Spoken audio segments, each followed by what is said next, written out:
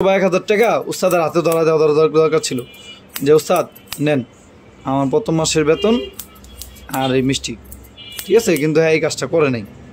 কয় আমি যখন ফার্স্টে যখন কাজ শিখছিলাম, শিখার পর আমি বেতনটা পাই উস্তাদের 500 টাকা দিছি, আর হলো 1 কেজি না 1.5 কেজি মিষ্টি লেগে যাই। কইছিল না এই কথাটা? আমি তোমার দাম সবই করি, ঠিক আছে। তুই আর কথা কস আর ওই তোর কথা কই। হ্যাঁ মানে এমন ভাবে মানে আমি হ্যাঁ যে এমন সম্মান দিই না, থাকতে বলো কালকে আমি তোর সামনে, ঠিক আছে। রাত্রে আমি নামছিলাম নিচে 12টা দিকে দিয়ে আমি খারাপ করে নিয়ে গেছি। পরে ওইদিকে আমি ভাই কেমন আছে, ভালো কি আসলে এমন হাতে না এর ভিডিও হাত ধরে গাইতেছে, সাহায্য করে গাইতেছে না, বুঝছো। আমি হ্যাঁ ওই কত লোক কি হ্যাঁ মানে আমার সামনে পড়তেই না, আমার সামনে যে ভাই আমার সিম আমি কোনো কারণে আমার ব্লগ দিতে পারি না, আমার সিমে কল দিলে ফরওয়ার্ডিং মারে। কয় কি টাকা পয়সা বড় কথা না, কয় আমার নাম্বার ব্লক লিস্ট চালা দিয়ে দিছে। এই ছাগল দেখে পাম তুই ওই শিমুল ডাল বাইকনার ফোন দিস, এরাই তোর ম্যানেজ করে দিতে পারবো।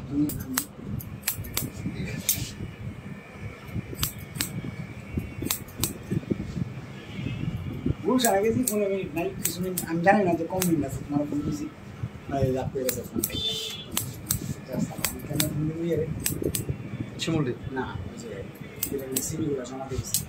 তারপর ভাই আপনি জান চলো সিবি যে আপনি আপনার কাছে নিয়ে এসে করেন, আমি 10 নম্বর থেকে নিয়ে আসবো। বাসা নিচে থেকে নিয়ে আসবো।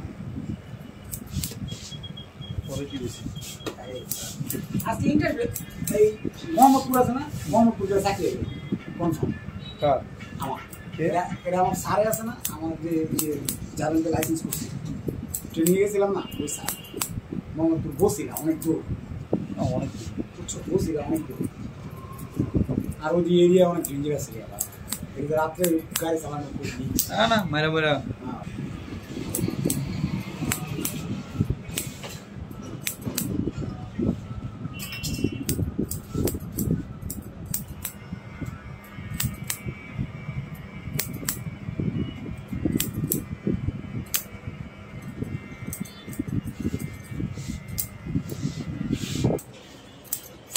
অতিরিক্ত গণজ ভাই।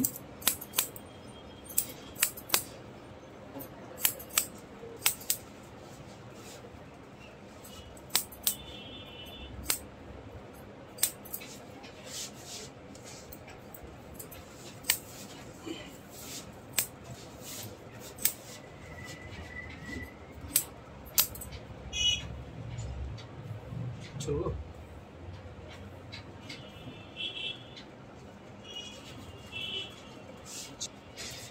আমি থেকে বুঝবো হ্যাঁ আমি তো দেখে থেকে বুঝবো না, ছোট তো দেখে বোঝা যাবে ছোট, ঠিক আছে তো সাইজ ঠিক আছে। আরে সমস্যা ঠিক আছে, কিন্তু কোন জায়গায় সমস্যা না, আমি দেখে নিচ্ছি।